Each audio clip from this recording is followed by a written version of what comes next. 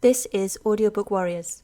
Audiobook Warriors presents an unabridged recording of Manacled by Senlin Yu, narrated by Freya and directed by Prerna Upal. And now Manacled by Senlin Yu. Chapter 50, Flashback 25. February 2003. Grimmauld Place was quiet and sombre. One of the major safe houses had been compromised.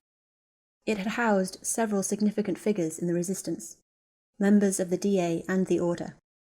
They still weren't sure what had happened. A Patronus from Alicia Spinett had burst into Grimmauld Place in the middle of the night. By the time the Order could mobilise a response, whatever had happened had mostly ended. It hadn't even been a Death Eater attack. Hags mostly, and werewolves. The house had been overrun with them. According to Ginny, it had been quite literally crawling with hags, more than 100.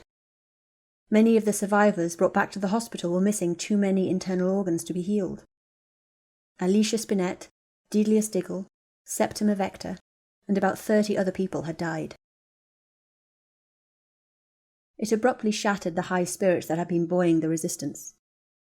In the process of trying to recover the survivors, Kingsley and several other members of the Order and Resistance used dark magic in order to force their way into the house. It had resulted in an explosive argument between Harry and Kingsley afterwards. The whole house was on edge. The next week, when Hermione returned to the shack alone, she walked in uncertain of what would happen next. The room was empty. She stood waiting nervously. Draco apparated in a minute later. They stood staring at each other for several minutes. He ran his eyes over her, cataloguing her appearance in a way that was habitual at this point. She didn't know what to say. She didn't know what was going to happen. "I brought practice knives today," Draco said, as though the past 2 weeks hadn't happened. "Oh." He pulled them out of his robes. One of the knives was small, the same size as the set he'd given her for Christmas. The second was larger. He pressed the blade into his hand, demonstratively. "They have wards on the tip and blade. They can't break the skin, although they can bruise." He tossed the smaller knife to her. "Knives are growing increasingly common in the field.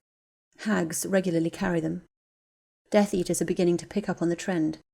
They're a decent backup if you lose your wand."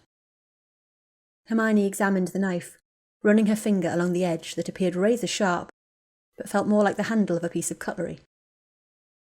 "It's difficult to win a knife fight, even if you survive it." "I am aware," Hermione said stiffly. She'd treated knife injuries with increasing regularity in the last year. As far as non-magical injuries went, knives were the worst. Mangled internal organs, severe blood loss, punctured lungs, hemorrhage. Like a severe slicing hex, but always more ragged and difficult to close. "I imagine you are." He had not met her eyes, not once. Since the moment he made the vow, his eyes had dropped away from hers. "We'll start with deflecting attacks. Then I'll show you how to attack with yours. Use non-lethal hexes to stop me. Your goal is to drop me before I make contact, or to deflect if I get within range." He walked towards her. "In order to avoid a knife attack, you should use your opponent's weight and momentum against them. If they're lunging, dodge and try to disarm them." He demonstrated several techniques in slow motion, showing Hermione how to grab his wrist, guide it safely past her body, and then try to twist the knife free. "Where did you learn all this?" she asked after he demonstrated a 10th method of disarming someone, which involved breaking their arm. His hands froze. "Bellatrix. I trained under her for over 4 years. She had a fondness for knives." "Did she know about your mother?" He stepped away from her, and his expression was tense. "She did. She was always loyal to the Dark Lord, but she cared for her sister enough to want to see me succeed, rather than fail, as was expected." Did your father know?" She couldn't stop herself from asking the question. Draco swallowed. "No." He looked away. "My father He was very protective of my mother. If he'd known... Draco was silent for a moment. Occlumency isn't a talent he has. Not to the level he would have needed it. He would have been vengeful, and it would have damned us all. The muscle in his jaw rippled. My mother insisted we hide her condition. There was a potion prescribed by a Danish mind healer. It masked most of her symptoms, prevented her from panicking when she was required to make appearances. She took it when my father visited. The Dark Lord had mostly kept my father in France and Belgium following his release. He assumed she was cold and distant because she blamed him for my taking the mark. After Lestrange Manor? Well, I suppose I could just have told him then. The corner of his mouth twisted, but I thought I could do more to avenge her if I had more time. I didn't realize how he'd take the news. He gave a bitter smile as he stared down at his hands. I'm sure the Order wishes I had. Hermione blinked as she tried to imagine what state the Order might be in, with Arthur and Molly and George still fighting. But with no Draco, no rescues, no intelligence on which battles they could win, no warnings before they were hit. She twisted the knife in her hands. The Weasleys are my family, but we probably would have lost by now. You weren't crucial to the army then. Your death and your father's wouldn't have been enough to affect the outcome of the war. They'd probably all be dead. He snorted faintly and continued to avoid her eyes. Draco, she said tentatively, starting to reach towards him. He jerked sharply away from her. We should continue with training, he said in a cold voice, given that you've seen firsthand the devastation caused by hags. Hermione swallowed. We still don't know how they got in. We don't have any idea. Do you know anything about it? Hags aren't in my jurisdiction. I didn't hear until afterwards, or I would have tried to give you some warning. He hesitated. It's possible someone in Sussex is working to find a way around the Fidelius charm using dark creature magic. If they suspected a safe house location, it may have been an unfortunately successful experiment. There are hundreds of programs in Sussex. The branches don't collaborate often. I don't have contacts in all of them. You should re-ward your safe houses and move any that you can. We are. Good, he said as he flipped the knife in his hands. Let's continue with training. He made her practice the forms and techniques again and again. All right, let's see how you manage with a real attack, he said after an hour of slow practice. He stepped away from her. He spun the knife in his right hand, the same way he spun his wand as he crossed the room and got into position. His expression was cold and intent as he stared towards her. Then, without warning, he lunged. Hermione dodged away and shot a mild hex as she evaded his initial attacks. He was quick and relentless. He spun around her and brought the knife up to her throat before she could register that she needed to stop hexing him and try to deflect. They both froze. Their eyes met for a moment, and it was like time stopped. His face was only inches away from hers, and Hermione forgot to breathe. His expression grew hard, and he stepped abruptly away from her. Again, timing is everything. You're still too reluctant to move. His tone was almost vicious.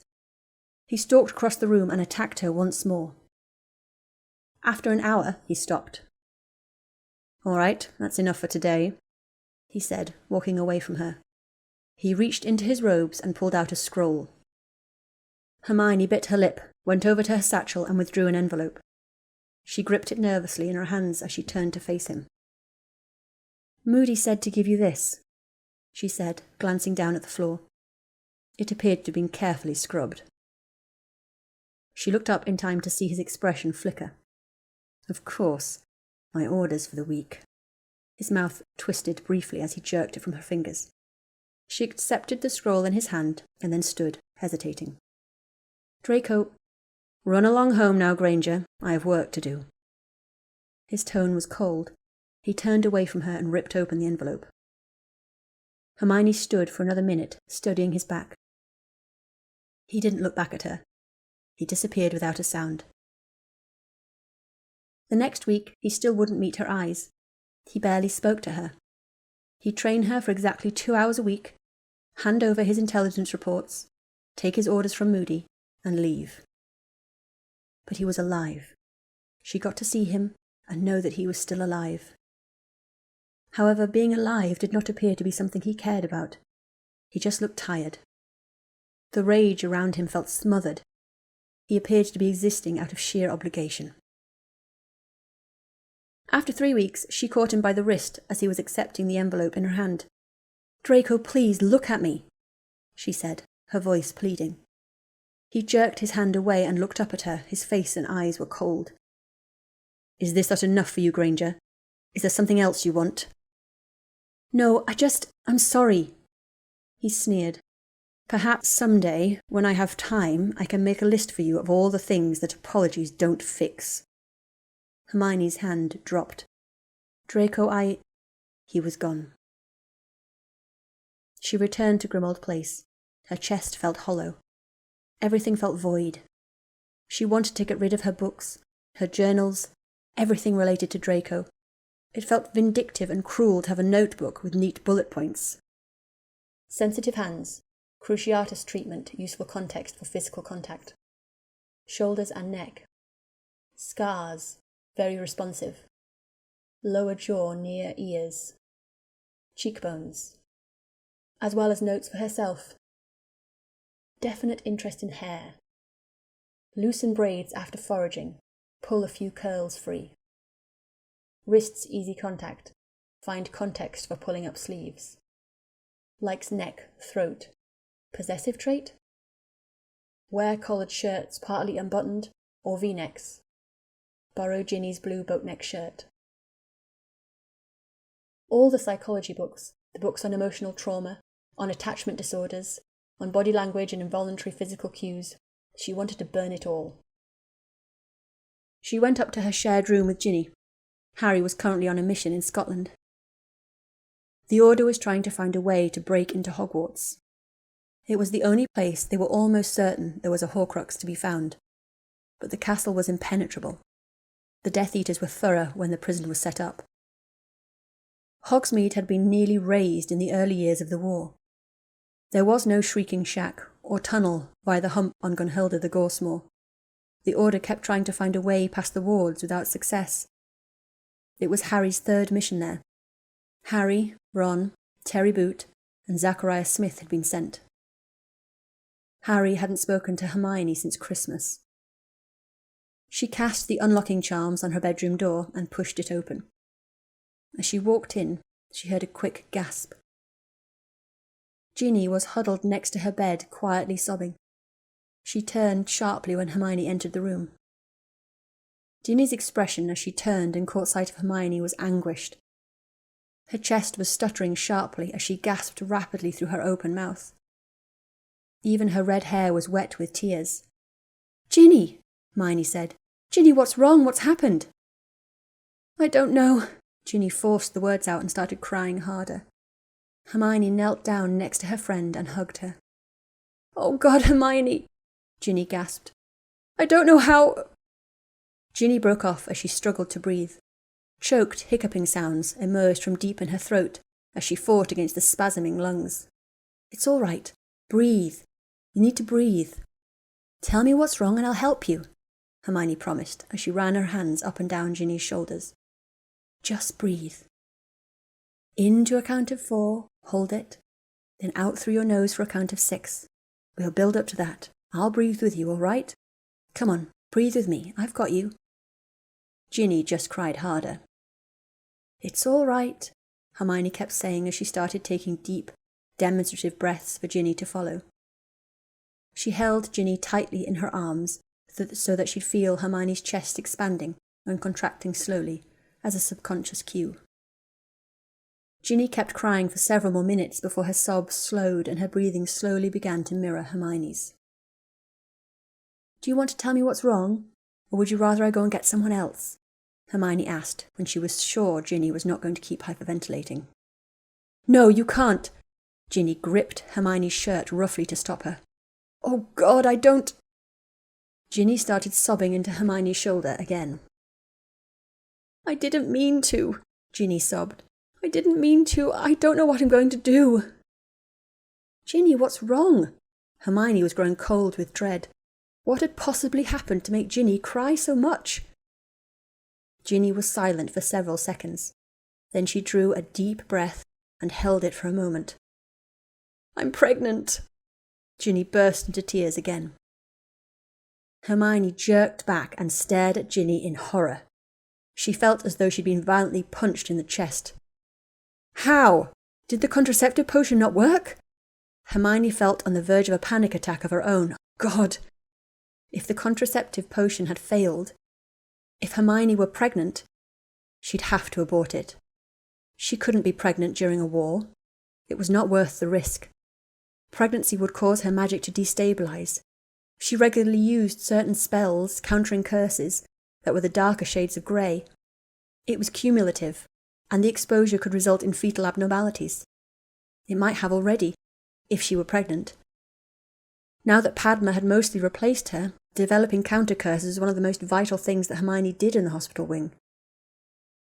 If Draco found out that she'd seduced him when she was fertile, he'd probably think she did it on purpose. He'd hate her forever. Even more than he already did. The tips of Hermione's fingers were beginning to tingle, as though there were needles pricking them.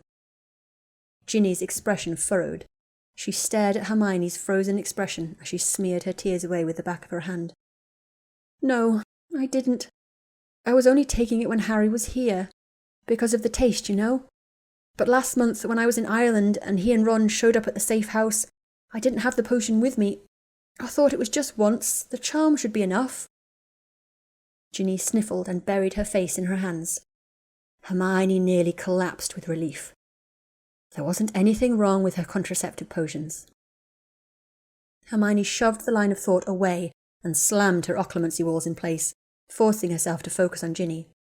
She hugged Ginny reassuringly and pressed a kiss to her hair. It's all right. It will only take me a few days to get the ingredients to make an abortifacient. I can't. Ginny choked out the words again and started crying. Hermione's hands on Ginny's shoulders tightened as she stared at her. She drew a quick breath. You want to keep it? Ginny nodded, sniffing. I have to. Harry, all he talks about is having a family. How after the war we're going to have children. Boy named James, Sirius, or Colin. Or girls named Lily or Luna. And that's everything he dreams of. If I got an abortion, it would break his heart. He'd say it was fine, but he'd be devastated. To him it would mean I don't think we could win, and I can't keep something like that a secret my whole life. Knowing he'd be broken-hearted if he knew, and just pretending. Hermione gave a slow nod and looked away. All right, she swallowed. You can probably stay here until Harry gets back from his current mission. And then we can move you to one of the hospice safe houses. You'll want to be with your mum, won't you? Ginny shook her head sharply, smearing the tears off her face. No, I need to hide it. No one can know. Not Mum, not Harry, not anyone. Hermione stared at Ginny in bewilderment. Ginny looked down at her chest, shuddering. Harry isn't doing very well right now. Everyone has been getting so excited that we're nearing the end, that we're the final haul, and he's happy. He thinks it could be real, but it's also breaking him. It's all resting on him, but he doesn't know how to win, how it's supposed to work. He's afraid if anyone realizes it, that the whole resistance could collapse. He started having nightmares again, even with me. I don't think he even knows how to function without Ron. We're all that's holding him up. If he finds out I'm pregnant, I'm afraid the stress will end up breaking him completely. It's not like he needs more motivation to want it all done. Thinking that he had a child depending on him, it would probably make everything worse. Hermione swallowed hard, trying to weigh whether there would be any value to trying to dissuade Ginny. She studied Ginny's face, the stubborn set line of her mouth and jaw and the determined fire in her eyes. Hermione let out a low, tired sigh. What do you want to do? I don't know, maybe I could pretend to get sick with something and hide at one of the hospice houses? Hermione raised her eyebrows doubtfully, but after a moment she tilted her head thoughtfully to the side. I think I could pull that off, but Ginny, You're going to have to be isolated. It could be months. But what if you have the baby and the war is still going on? Are you going to hide it from Harry then too? Ginny shook her head. No. If the war goes on that long, I'll come clean. But if I'm pregnant, Harry will just worry. Being pregnant isn't the same as having an actual baby. If you made me seem sick with something contagious but curable, he'll be fine, but he'll be upset. He trusts you. If you tell him it'll be a few months to heal, but I'll be all right, he'll believe you. He knows you don't lie to him even when he wants you to. Hermione's eyes dropped, and she twisted the hem of her shirt in her fingers. Ginny grabbed her hand. You'll help me, Hermione. You'll help me protect Harry, won't you? Hermione nodded slowly. Her whole body felt leaden. I'll help you. I'm going to need a few days to figure out how to do this. Thanks, Hermione. Ginny grew tearful again. God, I was so careful. I never meant for this to happen. Hermione hugged her stiffly and let Ginny cry onto her shoulder for several more minutes. She rubbed absent-minded circles on Ginny's back while she made a mental checklist. We'll figure something out. I know you weren't trying to get pregnant. Ginny nodded against Hermione's neck. Thanks. I mean it, Hermione. You're the only person I can trust with this. She sat back and rubbed her face. God, these hormones and everything smells. I don't even know when I cried this much. I think I'm going to just have to hide in here. I passed the kitchen earlier and nearly threw up in the hallway. Hermione nodded as she mentally catalogued the long-term illnesses. That's fine. I need to research. She stood up. Just stay here. Let me know if you need anything. Hermione walked out of the room and down the hallway to the bathroom. She closed the door carefully behind herself, and looking down at her stomach, cast a pregnancy detection charm. Her hands were shaking faintly. Negative. She closed her eyes and collapsed against the door in relief. She stayed there for another minute until her hands stopped shaking. Then she hurried out of the bathroom to the library. Hermione spent nearly 2 days straight brewing experimental potions and practicing glamour charms and trying to make sure that every detail was perfect. She gathered up a bag full of potions and went into the bathroom. She downed a small vial and watched the potion take effect. It took a few minutes. Then a sensation similar to a mild form of polyjuice tingled across her skin and she watched herself transform. Her skin broke out in tight clusters of painful-looking purple pustules across her entire body. She grimaced and inspected herself from all angles. It was horribly convincing. She pressed and prodded at several of the pustules and felt nothing. The suspended glamour was painless. She swallowed the antidote and felt her skin tingle again as she watched her skin clear. She gathered up her potions and went into her room. Ginny was sitting on her bed, flipping through a magazine. Hermione sat down and Ginny looked up, her eyes wide and curious. Hermione fidgeted with the bag in her hands. I've developed a potion that mimics the external symptoms of Spattergroit disease. Ginny's face screwed up. Really? Does it have to be that? Hermione rolled her eyes. It's the best option I can come up with that meets all of your requirements. It's contagious. It's known to take up to a year to recover from, so you can stay hidden as long as necessary. It looks convincing. If you don't look horribly sick, people might be skeptical, especially since your brothers are the ones who invented skiving snack boxes. No one is going to think you're faking this. And possibly most importantly, it's non-lethal. Harry isn't going to have to worry that you may die from it. Since it's not a full physical transformation, just an external glamour, I was able to suspend the potion in dragon blood, which means each dose will last for weeks. You won't have to constantly redose to maintain it. Ginny nodded. Hermione fidgeted with the string on the bag. Spattergroit is highly contagious. If someone in the Resistance contracted it, they would immediately be placed in quarantine to prevent risking the entire Resistance, even though it's non-lethal. I'm going to have to inform Kingsley of the real situation in order to quarantine you. Ginny immediately opened her mouth to object, but Hermione held up her hand to silence her. If I don't tell him, he won't approve of me as your caretaker, I promise. If I explain it, he won't feel obliged to tell Harry, but he needs to know in order to maintain the lie. And that way, if anyone in your family or Harry tries to demand to see you, he has more of a veto power than I do. Moody will back him. We need Kingsley. Ginny gave a reluctant nod. Hermione pulled out a book with a marked chapter, which she held out to Ginny. Early symptoms of spattergroit are itching and a sore throat. Anyone you interact with is going to get quarantined for a few days, so avoid Poppy and Padma. Hermione's mouth twitched faintly. If you have anyone you think needs a few days off, they're the ones you should go and see. The corner of Ginny's mouth lifted slightly. Her eyes grew misty. Hermione stood up. I need to go and talk to Kingsley. I'm going to dose you before you go to bed, so you'll wake up with it. Ginny's disease threw Grimmauld Place into chaos. Hermione and Ginny's room was placed under a mountain of quarantine and containment wards. Only Hermione could enter the room without setting off a house full of screaming alarms. Kingsley and Hermione coordinated details as much as was possible. Once the diagnosis was given, Hermione and a handful of other occupants in Grimmauld Place were also placed under precautionary 3-day quarantine in another room. Padma was sent foraging and took Parvati with her. The girls fell into a harpy trap. They fought their way out, but Parvati ended up with lacerations down her back, and Padma's right foot was almost entirely chewed off. Hermione consulted with Poppy through the quarantine wards, but there was nothing that could be done to restore Padma's foot. Once everyone under temporary quarantine had been cleared, Kingsley placed Hermione in charge of monitoring Ginny's condition. She would visit Ginny every 4 days. The rest of the time, Ginny would have to be kept in isolation. No one could enter her room. Dobby was made responsible for caring for Ginny day to day and getting meals for her. When Molly Weasley recovered from her indignation at Kingsley for not being permitted to see her daughter, she was effusive in her appreciation to Hermione for how meticulously Hermione had mapped out Ginny's care. Researching midwifery on the sly was folded into the endless list of things Hermione secretly did when she wasn't in the hospital ward covering for Padma. The Resistance was too busy for word of Ginny's sickness to cause ripples for long. Once the initial panic that the disease might spread had abated, things slipped back into the tenuous sense of normalcy.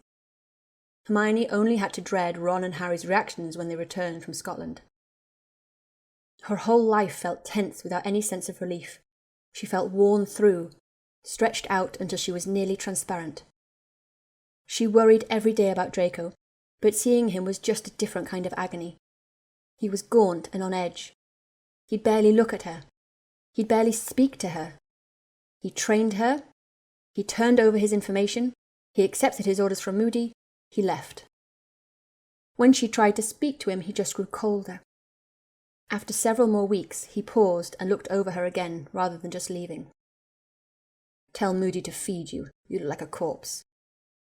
He vanished before Hermione could say anything.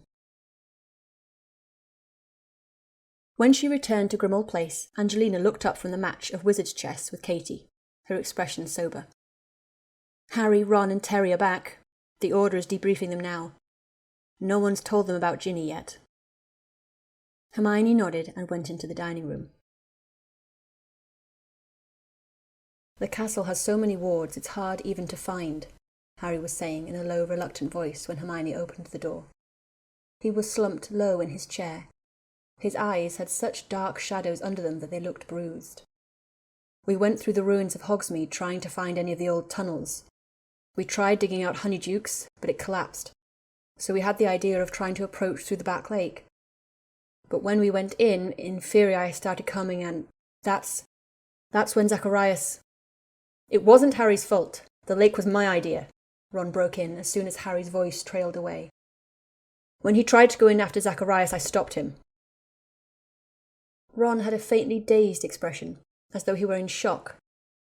Harry refused to look over at him. That was the right decision, Ron. Inferi and water are nearly impossible to fight since they can't be set on fire, Remus said, resting a hand on Ron's shoulder. That's not enough of a reason to let Zacharias drown, Harry said in a bitter voice, his expression twisted with frustration. He was holding a battered quill and steadily ripping the barbs off each side as he twisted it round and round in his fingers. There was something we could have done if Ron hadn't wasted time restraining me and left Terry to go in alone. Keeping you alive is Ron's job, Harry, said Kingsley. Those are his orders. If you're belligerent about it, I'll reassign him and take over your protection personally. Do you object to your partner, Harry? Harry glared at Kingsley, crushing the quill in his hand. No. Good. Anything else to report? Harry was silent. We pulled out after we lost Zacharias, Ron said in a dull tone. His whole body seemed limp. Most of the mission was spent surveying and then tunnelling. Kingsley gave a slow nod. Getting into Hogwarts is vital to bringing this war to an end. You'll have a few days to recover and then we'll be sending in a larger team. I'd like to volunteer for the next mission, Remus said, leaning forward. It's clear of the next full moon. I'm familiar with the Forbidden Forest. I have a few ideas that may be worth exploring. Me too, Tonks nodded. All right. Harry, Ron, Remus and Tonks from the Order. Moody and I will look over the rosters and choose 2 more teams. Harry nodded and looked distractedly towards the door. All right, anything else? Yes, Kingsley said, slowly. Hermione cringed inwardly. Harry looked sharply over at Kingsley. What is it? While you were gone, Ginny Weasley contracted Spattergroit disease. Is she all right? I need to see her. Harry jumped to his feet, his eyes wide and panicked. She's been placed in quarantine, Kingsley said before Harry could bolt to the hospital ward. Spattergroit is non-lethal but highly contagious. An outbreak could have a devastating effect on the Order. She is not permitted any visitors until she recovers. Harry swallowed and gripped the back of his chair. Fine. How long does it take? A couple of weeks? The room turned to look at Hermione by the door. Harry's expression grew guarded as he met her eyes. Spattergroit can be a long-term illness. It normally takes months, but it can last even up to a year before the contagious elements finally fade. It's impossible to say how long she'll be in quarantine, Hermione said quietly. Months? A year? Harry looked ready to fall over backwards. You can't isolate her for that long, that's torture. There must be a way for me to visit her, some kind of potion or spells. Granger, as our most qualified medical professional, is the only one cleared to visit her in order to monitor her condition. Dobby delivers her meals, since house elves are immune to disease and not known to carry it. You can send letters and messages with them. They are the only ones permitted in the room. If you make any attempt to come into contact with Ginny, you will potentially endanger the entire war effort. Harry, I will say it only once. If you try to violate the quarantine, she'll be moved to an undisclosed location until she recovers. If you have any questions, take them to Granger. Meeting dismissed. Everyone else filed out. After a few minutes, Hermione stood alone with Harry. She'll be okay, won't she? Harry said, once the room was empty. Is she in pain? In time she'll be fine, Hermione said, fidgeting her hands nervously behind her back. She's not in any pain. She's taking restorative potions and she spends a lot of time sleeping. Spattergroit recovery is very reliant on good health. I'm doing everything possible to make sure she is comfortable and happy. Okay, Harry nodded, repeatedly. That's good. Do you know how she got it? Hermione shook her head. It's fungal. No one else has caught it. It may just have been bad luck. Harry nodded and stepped closer. His expression grew earnest. Can I see her? Just once. Just for a minute. I just want to make sure she knows I love her. The corner of Hermione's mouth twitched as she shook her head. I'm sorry, Harry. She's in quarantine. There's no just for a minute. No one can go in. Harry's eyes got bigger. I'll be careful. Anything I need to do, I'll follow your instructions, just once. His voice was both pleading and conspiratorial. She knew that voice so well. Hermione smiled at him sadly as she curled her hands into tight fists behind her back. I'm sorry, Harry, I can't break the rules. Not even for you. Not me, not Hermione, you. Make sure you subscribe to this channel and tap that bell. Thank you very much.